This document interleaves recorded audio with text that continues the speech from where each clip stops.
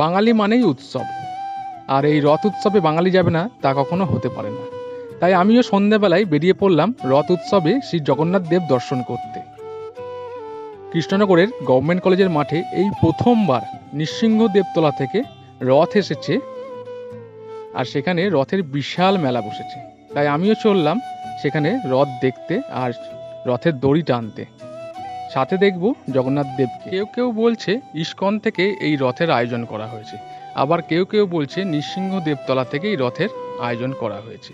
তা আমি এখানকার আশেপাশের মানুষের কাছ থেকে শুনলাম যে না, এটা নৃসিংহ দেবতলার রথ এখানে আয়োজিত করেছে কৃষ্ণনগর পৌরসভা। কৃষ্ণনগর পৌরসভা থেকে টোটালটাই করা হয়েছে। তো আমরা এগিয়ে চললাম যে কৃষ্ণ রথটা কেমন, আর নৃসিংহ দেবতলার বিশাল রথ, আর প্রচুর মানুষের ভিড় এখানে আজ হয়েছে। যেহেতু কৃষ্ণনগরে প্রথম গভর্নমেন্ট কলেজের মাঠে এই রথের